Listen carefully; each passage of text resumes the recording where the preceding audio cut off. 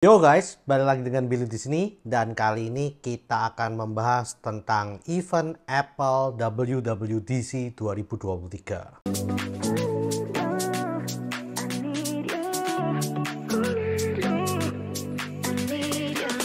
Oke, pertama-tama kita akan masuk ke hardware-nya dulu ya. Lalu setelah itu kita akan membahas tentang software-nya. Oke, dari hardware-nya dulu, yang pertama kali diumumkan oleh Apple adalah MacBook Air 15 inch. Iya, ini MacBook Air akhirnya benar-benar muncul ya guys. Setelah lama udah diisukan, dirumorkan, akhirnya beneran muncul. Karena ya selama ini kita kan nggak mengira ya akan ada versi 15 inci-nya ini di MacBook Air. Tapi ternyata akhirnya muncul juga. Meskipun menurut saya peningkatannya itu nggak signifikan banget ya. Prosesornya pun masih tetap M2 chip dan juga peningkatannya hanya di segi layarnya yang agak luas sedikit dan juga ada speakernya itu lebih bagus lagi dari sebelumnya. Selain itu kalau saya lihat itu peningkatannya ya nggak begitu banyak ya guys. Bahkan baterainya pun tetap sama, katanya sampai bisa 18 jam saja. Menurut saya sih kalau memang kalian ingin MacBook Air yang versi besar ya udah ini ada aja gitu. Tapi kalau ingin power dan lain-lain, menurut saya mending langsung ke yang MacBook Pro aja. Lalu kita lanjut ke hardware berikutnya yang diperkenalkan oleh Apple. Apple ini juga memperkenalkan hardware pro mereka di WWDC 2023 ini. Yang pertama adalah Mac Studio yang M2 Max dan M2 Ultra. Meskipun kali ini M2 Ultranya itu nggak sampai digembor-gemborin gimana gitu ya. Tapi at least mereka itu nunjukin gitu loh. Ternyata Mac Studio ini juga dapat versi M2 Ultranya. Dan akhirnya dengan munculnya M2 Ultra ini kita bisa menebak bahwa ini adalah akhir dari perjalanan M2 chip yang mungkin dalam beberapa bulan ke depan itu Apple akan mengenalkan M3 chipnya, tapi kita masih nggak tahu kapan. Harusnya sih setelah bulan September ya, karena kan biasanya bulan September itu bulannya iPhone. Nah, lalu di sini juga Apple juga memperkenalkan Mac Pro-nya. Dan Mac Pro-nya ini ditenagai oleh M2 Ultra chip juga. Yang katanya memiliki 24 core CPU, 76 core GPU, dan juga bisa mencapai 192 GB Unified Memory. Memang gokil banget ya ini speknya. Tapi apa istimewanya Mac Pro ini kalau dibandingkan dengan Mac Studio yang M2 Ultra? Kan sama-sama aja ya kalau kita pikir. Ternyata ada kelebihannya ya guys, yaitu mereka memberikan 7 slot PCIe yang generasi keempat tentunya. Nah, menurut saya sih kalau mereka memberikan 7 slot berarti kita bisa memasukkan graphic card atau I/O card atau apapun ya yang bisa dimasukkan ke PCIe tersebut. Jadi harusnya sih Nvidia dan AMD yang GPU itu juga bisa dimasukkan ke dalam ini guys. Tapi Apple sepertinya masih nggak memberikan keterangan yang jelas untuk masalah ini. Mereka hanya bisa memberikan seperti cuplikan saja.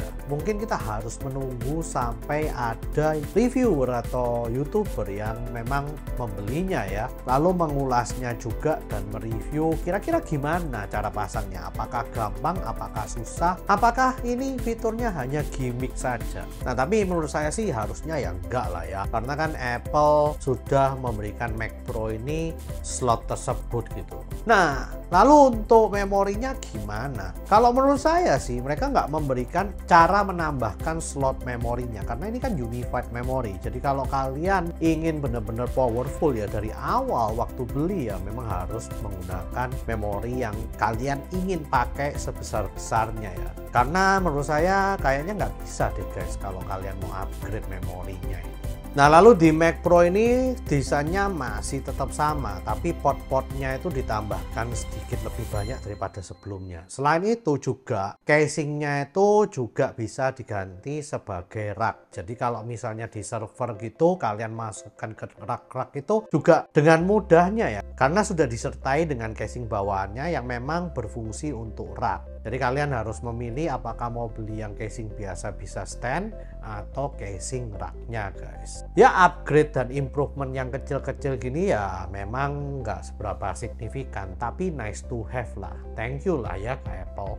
Oke, setelah mereka selesai membicarakan hardware, maka mereka langsung masuk ke dalam software mereka. Nah, software mereka ini kan banyak banget. Ada iOS, tvOS, watchOS, iPadOS, macOS, dan lain-lain ya. Nah, yang pertama kali dibahas langsung aja adalah iOS guys. Menurut saya, software related WWDC 2023 kali ini itu agak tergesa-gesa. Saya nggak tahu kenapa pada awalnya, tapi feel-nya beda banget guys. Biasanya kan pace-nya itu sangat enak banget, sangat pelan, dan ditunjukkan secara detail gitu ya. OS-nya ini bakalan bisa begini, demonya begini, lalu smooth aja lah pokoknya.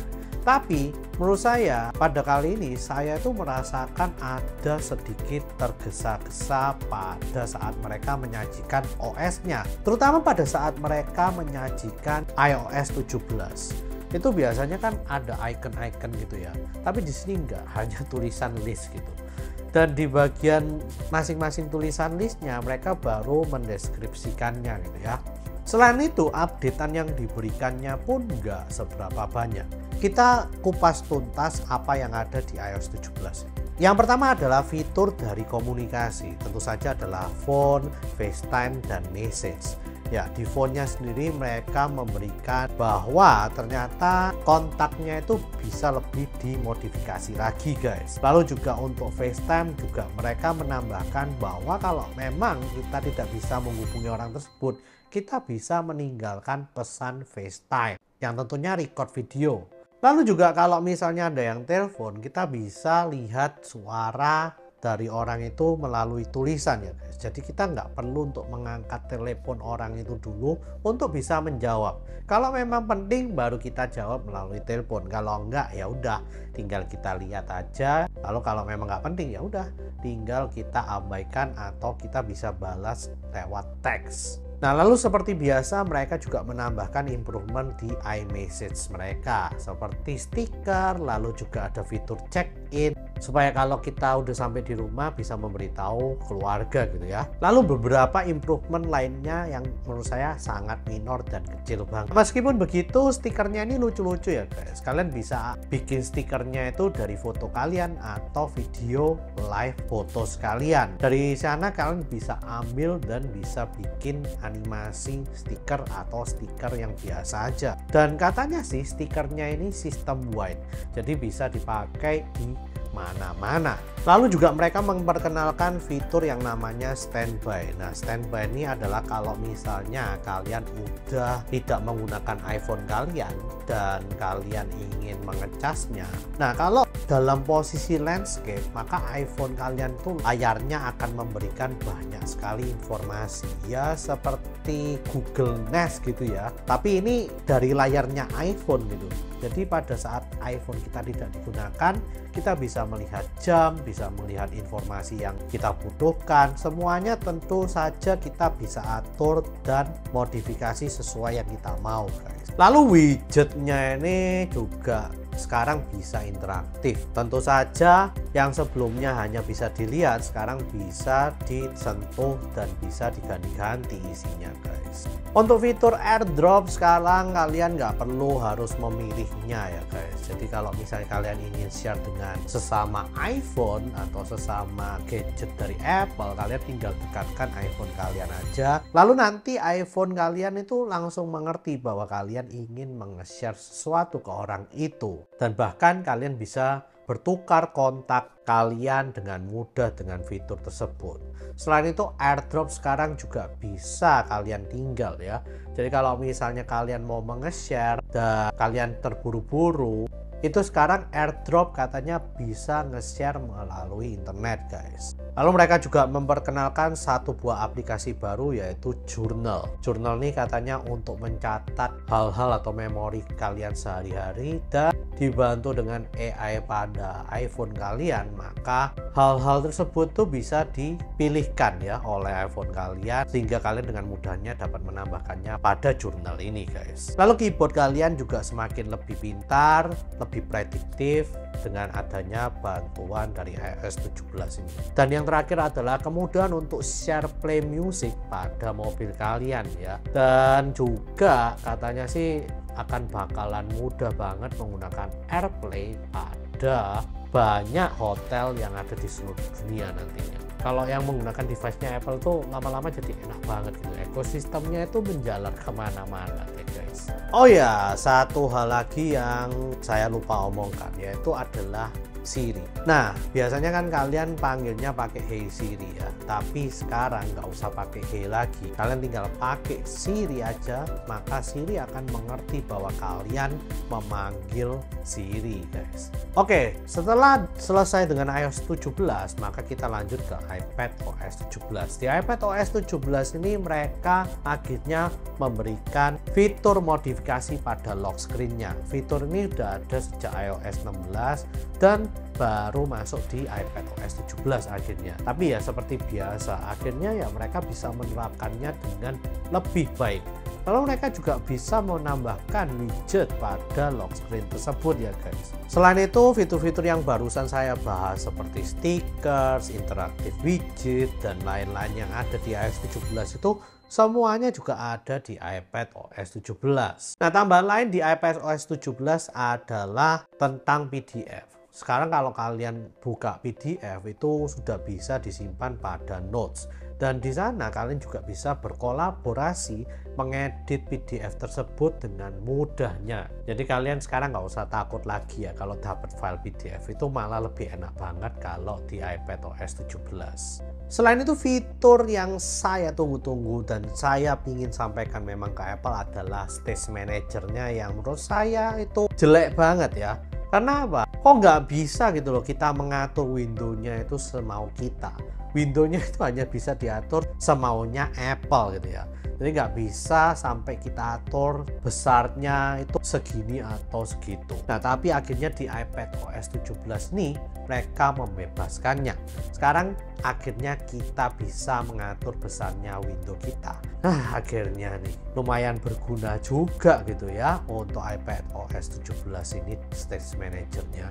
Oke, kita lanjut ke macOS terbaru yang dinamakan macOS Sonoma. Nah, di macOS Sonoma ini akhirnya Apple merombak screensaver-nya. Screensaver-nya ini diberikan pemandangan alam yang begitu bagus dan juga dijalankan secara slow motion. Kalau kita akhirnya nanti login masuk ke dalamnya, maka screensaver ini juga bisa menjadi wallpaper background-nya dari Mac-nya kita itu guys. Lalu juga untuk widget sendiri, akhirnya widget ini bisa kita tempatkan pada desktop. Kalau kita misalnya mengerjakan sesuatu dan kita tidak mau terganggu, itu widgetnya akan berubah menjadi semi transparan, ngeblend dengan background dari wallpaper kita gitu ya guys. Lalu hal yang menarik bagi saya di macOS Sonoma ini adalah fitur video conferencing-nya. Entah kenapa ya di macOS ini Apple itu memberikan fitur video conferencing-nya itu bisa membantu banyak aplikasi video conference seperti Zoom dan aplikasi lainnya, bahkan bisa dipakai di aplikasi mereka juga ya seperti FaceTime. Nah, fitur-fitur ini menurut saya banyak banget dan juga sangat berguna banget ya, karena biasanya kan kita share screen tuh, screen-nya itu yang di-share lalu kita ya video muka kita itu ada di bagian bawah, itu terpisah ya guys. Nah, tapi sekarang kita bisa memasukkan screen-nya itu ke dalam environment kita ini, jadi ke lingkungan kita. Jadi seolah-olah screen-nya yang kita share itu menjadi satu dengan keadaan sekitar kita. Itu menurut saya keren sih. Lalu juga ada beberapa improvement pada Safari seperti web apps. Dan satu hal lagi yang digembor-gemborkan ya oleh Apple ini di macOS, yaitu adalah fitur gamingnya. Yang sekarang ada yang namanya game mode. Dan bahkan mereka juga mengundang ya Hideo Kojima untuk datang mempresentasikan bahwa Death Stranding yang Director's Cut itu akan muncul di macOS. Dan ya Om Hideo Kojima ini ternyata juga berjanji ya bahwa judul-judul gamenya yang kedepannya itu nantinya juga akan masuk ke macOS guys. Nah sebelum saya lanjut ke watchOS ya guys, ini saya merasakan ya, biasanya kalau Craig Federighi ini kalau presentasi ya tentang OS-nya ini itu banyak guyonannya guys. Tapi di sini di WWDC 2023 guyonannya dikit banget guys. Oleh karena itu bener-bener kayak fitur. Meskipun fiturnya itu nggak banyak, tapi kecil-kecilnya banyak banget gitu. Nah langsung ke watchOS. watchOS ini memberikan tampilan yang agak berbeda dengan sebelumnya. Di sini juga watchOS memberikan tampilan yang namanya Smart Stack ya, dimana kita lebih memainkan digital crown-nya untuk mengganti Smart Stack ini dan memberikan informasi yang lebih banyak daripada sebelumnya.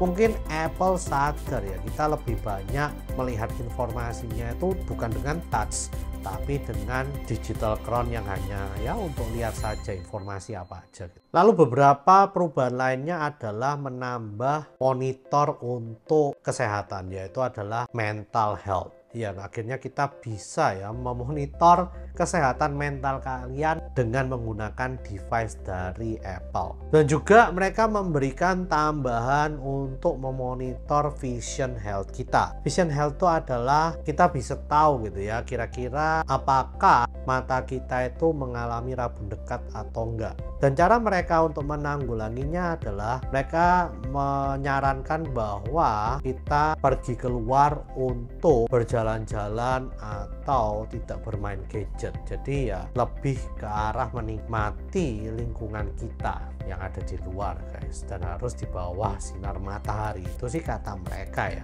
Lalu juga katanya sih mereka bisa memberitahu jika kita terlalu dekat untuk melihat gadget kita, jadi harus dijauhkan baru nanti bisa melihat gadget kita lagi. Selain itu ada update dari AirPods guys. Ya, AirPods yang Pro yang generasi kedua itu mendapatkan update firmware yang katanya bisa adaptive sound ya. Jadi kalau misalnya kita menggunakannya, kita itu kalau ada orang yang ngomong, maka suara dari volume lagu kita bisa dikecilkan. Lalu jika kalau misalnya kita mendengarkan lagu dan ada suara bising dari luar, maka suara bising itu bisa diturunkan. Atau pada saat kita telepon dan ada suara bising pun bisa ditekan ya guys. Jadi tidak melebar sampai ke penerima telepon kita dan yang kitanya sendiri. Jadi adaptive sound ini menurut saya sangat berguna banget ya nantinya. Dengan semua hal tersebut, kalian pasti mikir ya udah acaranya selesai. Tapi kok cepet banget gitu ya? Kenapa Apple terburu-buru banget? Ternyata di akhir acara, Tim Cook lagi-lagi memberikan one more thing guys. Ya, one more thing-nya ini yang sudah kita tebak-tebak, yang sebelumnya saya kira namanya bakalan XR headset atau dengan OS-nya namanya XR OS, ternyata enggak guys, namanya itu adalah Apple Vision Pro dan merupakan memang headset dari Apple, dimana teknologinya benar-benar gokil banget. OS-nya bukan XR OS juga ya, namanya adalah Vision OS, dimana nantinya juga akan memiliki App Store sendiri dan bisa memainkan berbagai macam aplikasi dari iPad maupun iPhone.